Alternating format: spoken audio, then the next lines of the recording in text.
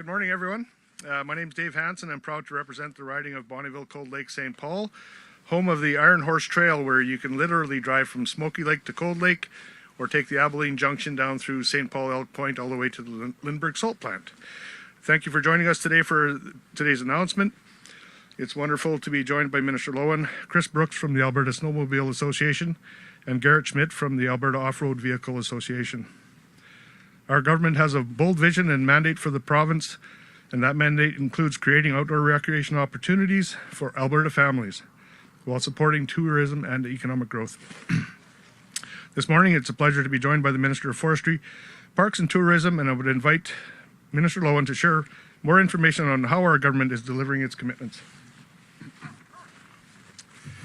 Thank you very much, Dave. Appreciate that introduction, and welcome everybody here this morning. We have a great announcement, and it's a pleasure to be here and to recognize the importance of building strong partnerships and the positive impact our partners have on Alberta's provincial trail system. Our trails connect Albertans and visitors with the outdoors. For those of us who call Alberta home, trails offer endless opportunities to engage in outdoor recreation and spend time with loved ones. Our trails are also enjoyed by visitors from across the country and around the world as they visit our cities, towns, and rural communities to experience what makes our province so special.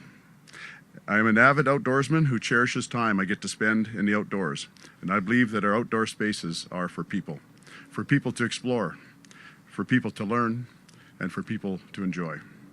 Alberta's government also recognizes that our partners and community members believe trail management work should be supported by sustainable funding. That is why Forestry, Parks and Tourism is investing in trail management and the implementation of the Trails Act. Changes to provincial legislation made in February of last year have been helping us improve recreational experiences, mitigate impacts to the environment, and establish a foundation for sustainable trail management on public land into the future. Part of that change is the designation of official trail managers from the many community organizations who volunteer their time to make our trail system possible. Today, I am pleased to announce the Alberta Off-Highway Vehicle Association and the Alberta Snowmobile Association as the first two community organizations designated as official trail managers under the Trails Act. In their role as trail managers, these two organizations are accountable for managing a number of provincially designated snowmobile and off-highway vehicle trails. Trail agreements are being developed so there is a clear understanding of the goals for the funding and environmental protections. These are the first two trail agreements that will be evaluated and used to develop similar agreements with other organizations across the province. These first two trail agreements will be evaluated and used to do the agreements to these other organizations, and we are confident the way they conduct their work on Alberta trails will serve as a great example for others to follow. For Albertans and Alberta families, the benefit of designating these organizations as trail managers will be the improved access to snowmobile and off-highway vehicle trails.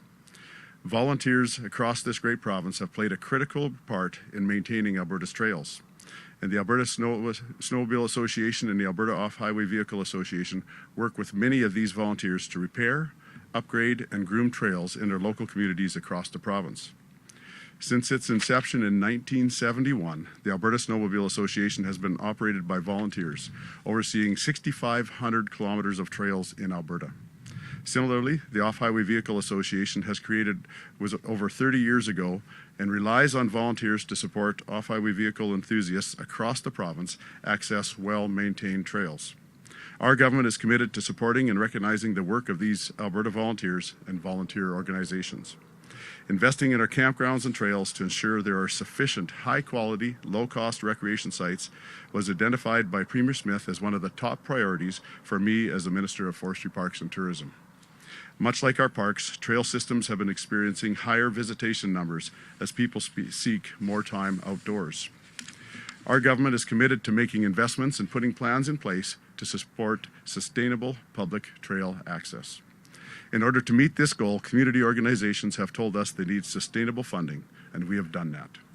Each of these two organizations received $1 million in 2022-23 in provincial funding, and will receive another $1 million each over the next 3 years as part of Budget 2023 for a total of $8 million. This funding will enable their continued work to coordinate maintenance and repair with local clubs. On behalf of Premier Smith, our government, and every Albertan, I'd like to thank the Off-Highway Vehicle Association and the Alberta Snowmobile Association and all local clubs for the work that they do.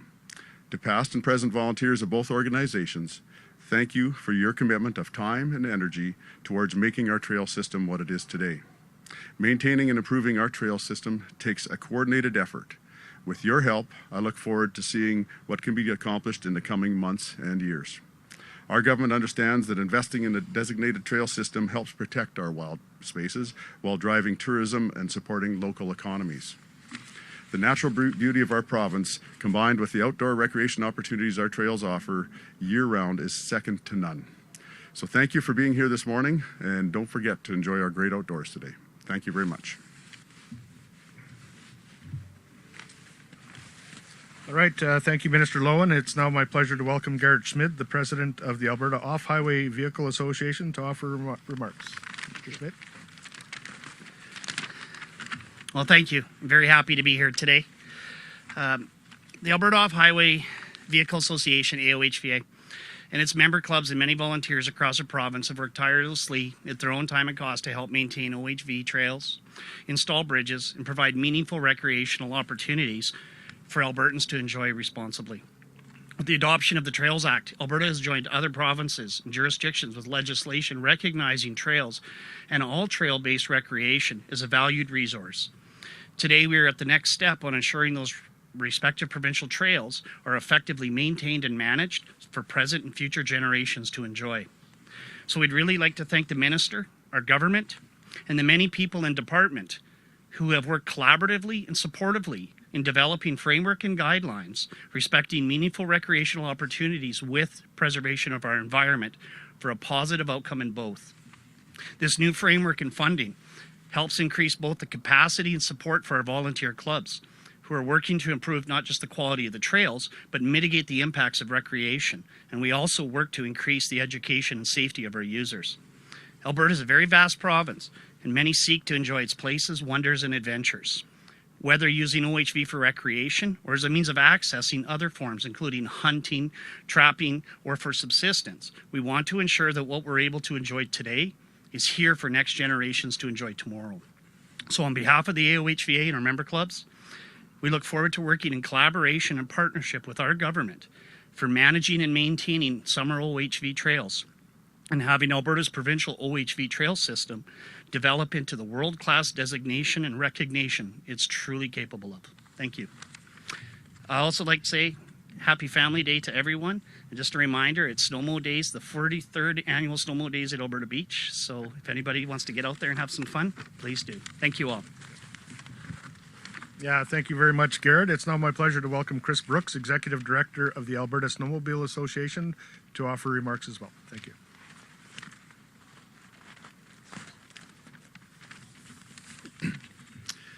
Good morning. I'm Chris Brooks, Executive Director of the Alberta Snowmobile Association, a volunteer-led provincial not-for-profit who've been the voice of snowmobilers and snowmobiling in Alberta since 1971.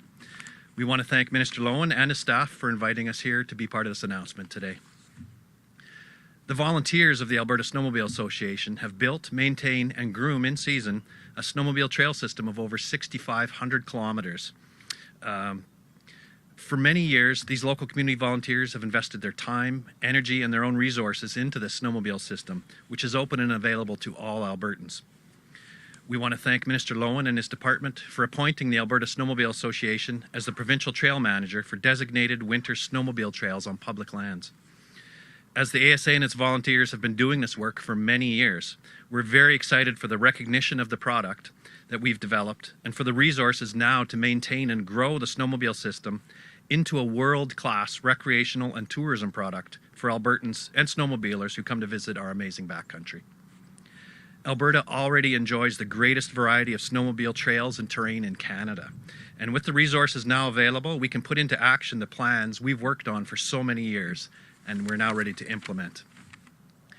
Thank you again, Minister Loewen, your staff, and the Government of Alberta for recognizing the importance of rural recreational and tourism opportunities, the sport of snowmobiling, and for the hard work and dedication of all of our local community volunteers across our province. Thank you. Thank you, Chris, and thank you to all the volunteers and supporters of the Alberta Snowmobile Association and the Alberta Off-Highway Vehicle Association.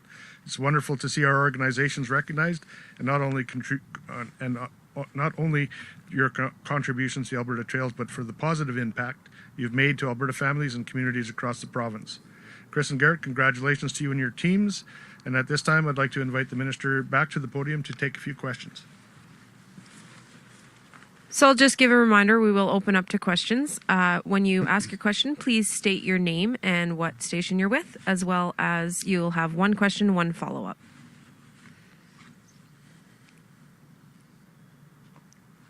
There are no questions in the room. Operator, please put through the first question. Alex DeQuig, Western Producer. Good morning, Minister.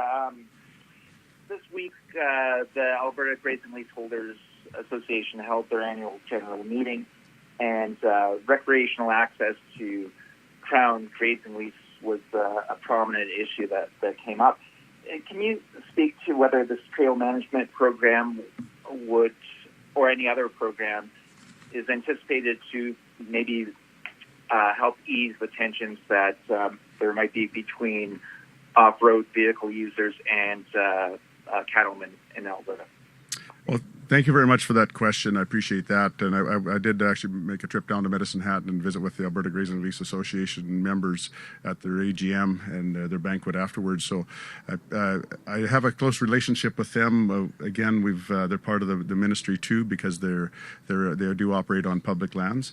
When I look at the Trails Act and the trails that are being maintained, there's some of them that do go across grazing leases, but we've been able to work with them collaboratively, and together I believe that there's a good relationship there.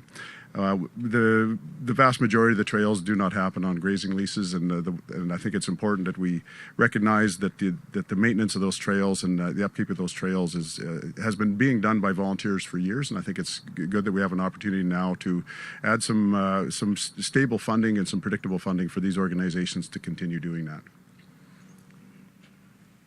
Okay, we'll go back to the room. I believe there was a question. Go ahead. Hi, Minister Dave Bajer from CBC. If I may ask, and anybody can answer this, the funding that's in place now, how does that change what you guys do and maintain the trails versus what is currently happening? I'll take a first stab, and then maybe let Garrett take a shot at it too. Basically, I think what is happening, there's been kind of grants given sporadically over the past years to help these organizations, and this, I believe, will provide that stable, predictable funding so that they'll be able to make plans into the future and be able to develop the trails. And there has been increased use, so I think there's an increased amount of maintenance and expansion that needs to be done. So I think this will give them that opportunity. Did you want to? I think you've got it. Okay. Nope, that's good. Thank you very much. Okay, operator, please put through the next caller. Dean Bennett, Canadian Press. Good morning, Minister. Unrelated topic, as I understand it, looming organizational changes could see your department take over wildlife harvesting rules like sport fishing limits and hunting tags. Should that occur, it would seem that could put you in a position to change rules that could financially benefit outfitters like Red Willow, which you have a financial interest in. Is that the case? And if so, will you go back to the Ethics Commissioner to clarify this issue?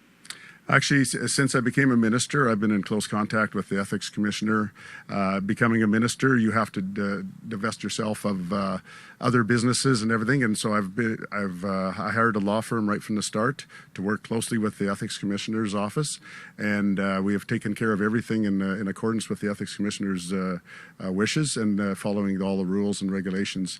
With the additional part of wildlife, fish and wildlife possibly coming into my ministry, there's been some additional work done. I've been in close connection with the Ethics Commissioner's office on that, and we're working on that right now, and I don't see that there's any problem. When I look at it across at other ministries and even in past governments, it's not unusual for somebody that has a vested interest in an industry to become a minister. We look at agriculture ministers over the past decades have almost always came from the agriculture industry, and so I think it's good that we have people.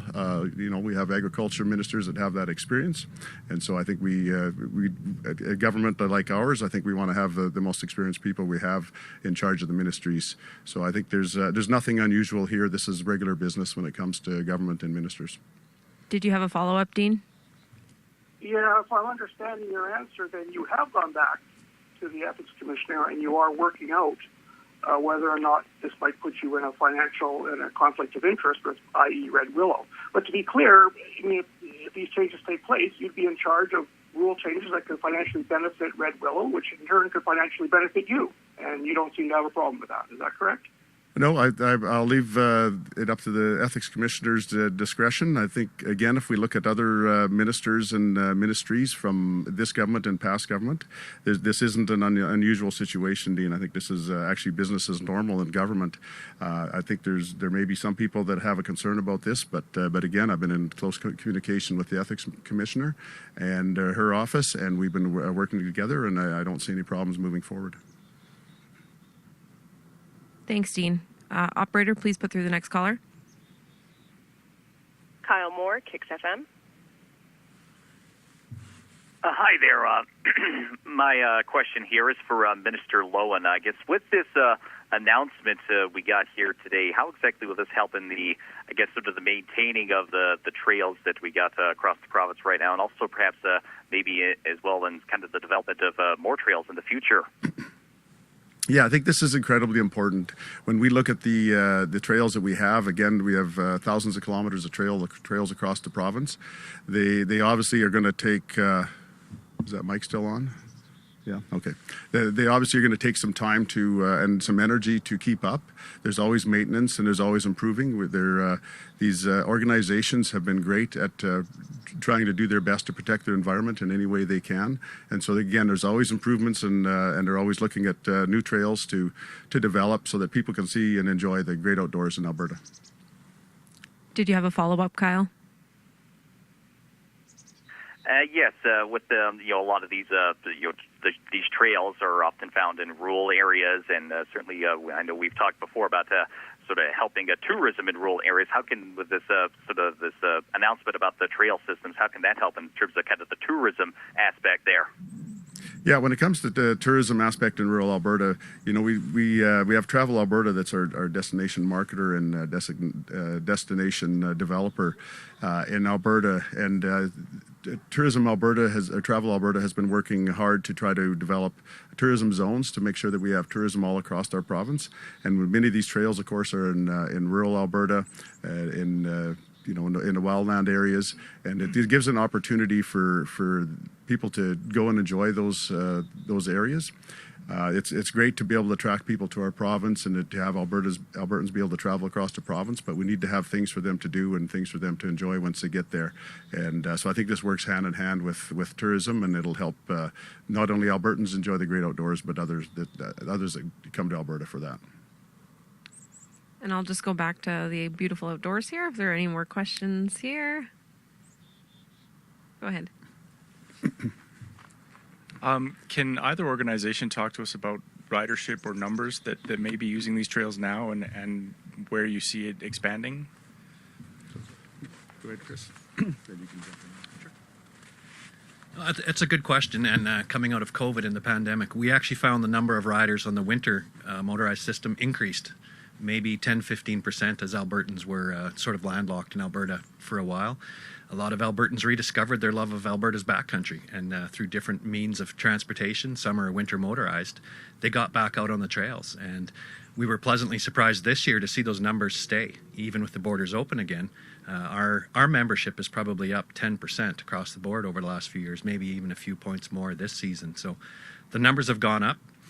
This funding announcement helps us to maintain the system in place that our volunteers have built, on their own dime and through grants sporadically over the years. We can now adequately maintain and grow this system to the point where these people, these new riders and people who are rediscovering the outdoors, are coming back out. And we want to give them something to do, connect the communities, and from the tourism potential, connecting winter communities is an amazing thing. So this funding announcement is amazing, not just for us as an organization, but for Albertans who want to get outdoors. We're going to be able to finally put into place all of our plans for a world-class trail system to rival any other place in Canada. Great. I just want to thank everyone for coming, and that concludes the time that we have today for questions.